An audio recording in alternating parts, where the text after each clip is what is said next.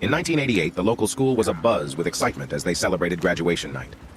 Amidst the festivities, a few students slipped away from their parents to share a smoke. As they lingered near the bushes, one of the boys noticed something unusual, something dark partially hidden beneath the foliage. Curiosity piqued. They cautiously approached and were shocked to discover a body, a man's lifeless form. The police were quick to arrive at the scene, immediately securing the area. Upon investigation, it was confirmed that the victim was a man, the father of one of the graduates. His name was Nicholas Soule, and the graduates were able to identify him. Parents and teachers were the ones who had alerted the authorities. The cause of death was determined to be 2 stab wounds, one in the stomach and another close to the heart. Experts estimated that the injuries were inflicted 3 to 4 hours prior, resulting in Nicholas's death from severe blood loss. Nearby, a knife was found, which was promptly taken by the experts for examination. It was clear that the weapon was a kitchen knife. One of the graduates' mothers recognized it as her own, explaining that she had brought it to the event to cut the graduation cake. A short distance from the body, experts discovered a lighter lying on the ground about a meter away. None of those present could identify its owner. Upon searching Nicholas's body, they found his personal lighter still in his pocket.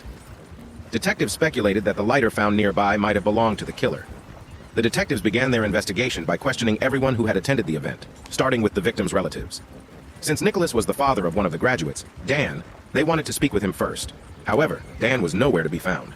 A classmate mentioned that Dan had said his goodbyes and left for home earlier in the evening. This struck the detectives as odd. After all, graduation night is a once-in-a-lifetime event, and it was unusual for someone to leave early. Next, the detectives turned their attention to the teachers, beginning with the school principal, Peter Collins.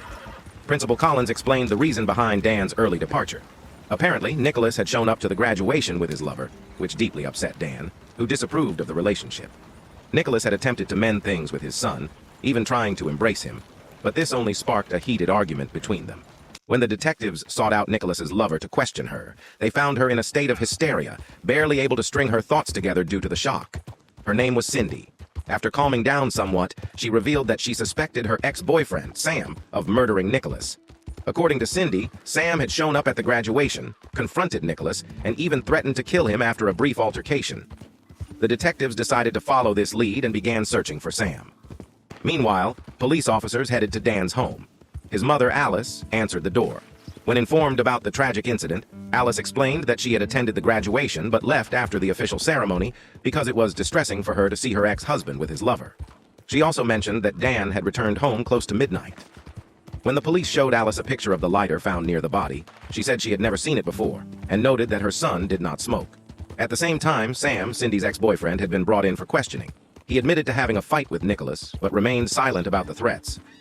Sam also mentioned that he had been invited to the graduation by Nicholas's ex-wife, Alice. Alice had informed him that Nicholas and Cindy would be attending the event together, which had made Sam extremely jealous. The detectives began to suspect that Alice might have instigated Sam to exact revenge on her ex-husband.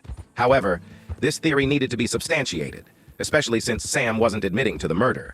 Alice was summoned for further questioning. During the interview, she confessed that she had indeed contacted Sam with the intent of seeking revenge. She was deeply humiliated by her ex-husband's behavior.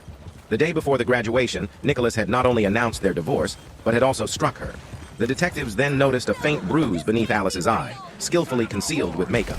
With this new information, Alice became an official suspect as an accomplice to the murder and was placed under a travel restriction, preventing her from leaving town.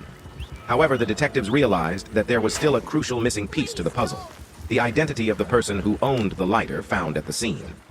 The police reached out to the school principal, insisting that all students and parents be gathered at the school immediately to help identify the lighter's owner.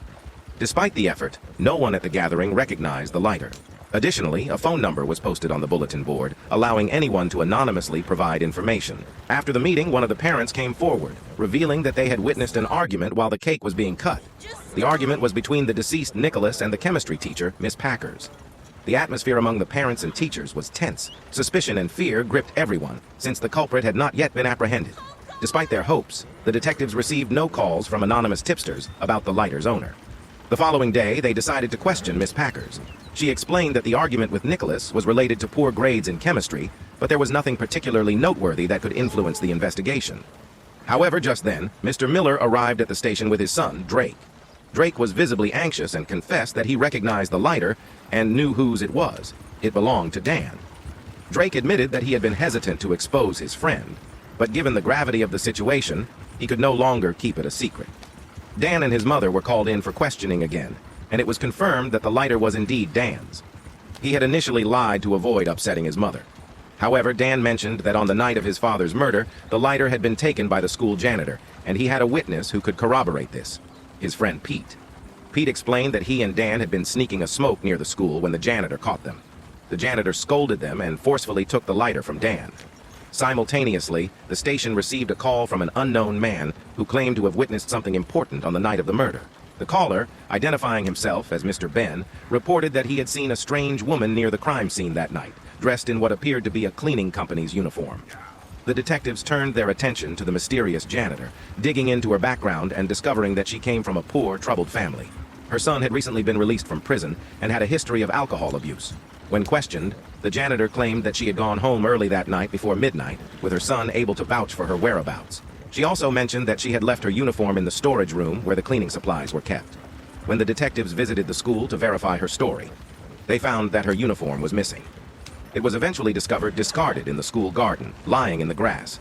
The uniform was immediately sent for forensic analysis. The forensic team found traces of Nicholas's blood on the uniform, as well as remnants of hydrogen peroxide solution. Moreover, they identified traces of another person's blood on the uniform, which was Rh positive. This led the detectives to conclude that the killer had worn the uniform during the murder, and in the process, injured themselves, later attempting to treat the wound. Suspecting that someone might have sought medical assistance, the detectives decided to question the school doctor. Mrs. Catherine revealed that on the night of the murder, she had treated a wound on the school principal, Peter Collins. Mrs. Catherine also recalled a significant detail. 20 years earlier, a boy who had been a classmate of the deceased Nicholas had died at the school on the night of graduation. Initially, the detectives dismissed this old story as irrelevant to the current case. However, it would later prove to be a crucial piece of the puzzle. If the school doctor had treated the principal's wound, could Peter Collins be the murderer? The detectives urgently sought out the principal and indeed found a wound on his hand. As a result, Peter Collins was arrested. But if the principal was the murderer, what could have driven him to commit such a crime? The detectives then remembered the story Mrs. Catherine had shared and decided to investigate what had happened 20 years ago. It turned out that in June 1968, a 16-year-old student named Jack had died in an accident at the school. Jack was not just any student.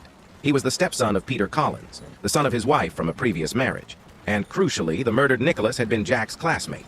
Peter had met his wife when she was already a mother, and he had been deeply in love with her. Her son, Leon, who attended the same school where Peter had been appointed principal, was someone Peter had hoped to impress. One day, Peter caught Leon and his friend Nicholas smoking. Determined to teach them a lesson and perhaps earn his beloved's favor, Peter made them clean up trash on the top floor of the school. It wasn't a typical punishment, but Peter believed that if he could get Leon to stop smoking, he would win over his wife. Tragically, Leon tripped over a pile of trash during the punishment, falling from the top floor and dying instantly. Back in 1968, after the tragic accident, the school principal, Peter Collins, made a secret pact with Nicholas. He convinced Nicholas to remain silent about the incident, promising in return to help him with his studies and ensure his admission to a prestigious college. Nicholas, eager to secure a bright future, agreed to keep the secret. As a result, he finished the school year with stellar grades, which paved the way for his acceptance into a top institution. Years passed, and Nicholas's son, Dan, enrolled in the same school. During Dan's senior year, Nicholas grew concerned as he realized that his son's grades were not up to par, jeopardizing his chances of getting into a good college. This concern rekindled memories of the past, the tragic incident that Nicholas had never truly forgotten. The memory of it haunted his dreams and weighed heavily on his conscience. In a desperate move, Nicholas decided to use this dark secret to his advantage. He began blackmailing Peter, demanding that he manipulate Dan's grades. If Peter refused, Nicholas threatened to expose everything, including the truth to Peter's wife. Peter, terrified by the prospect of losing everything, his wife, his job, and his reputation, felt cornered. Under pressure, Peter started subtly influencing the teachers, urging them to boost Dan Soul's grades. Most of the teachers complied, except for the chemistry teacher, the very same one Nicholas had confronted on graduation day. This teacher refused to be part of the deceit. Nicholas, growing more desperate, warned Peter that if the chemistry teacher didn't cooperate, he would spill the truth to Peter's wife. Realizing the dire situation he was in, Peter knew he had to take drastic action. As Nicholas went to check on his son Dan during the graduation festivities, Peter saw his chance. He rushed into the party hall, grabbed a knife, and donned the janitor's uniform to avoid staining his own clothes with blood. After committing the murder, Peter meticulously wiped away his fingerprints, discarded the uniform in the garden, and returned to the school as if nothing had happened. And so ends this grim tale of revenge, fear, and a guilty conscience. Peter Collins was sentenced to 10 years in prison. Upon his release, he lived a life of menial jobs, having divorced his wife during the trial. She could never forgive him. As for Dan, he didn't gain admission to any university and eventually enlisted in the army. But that's another story.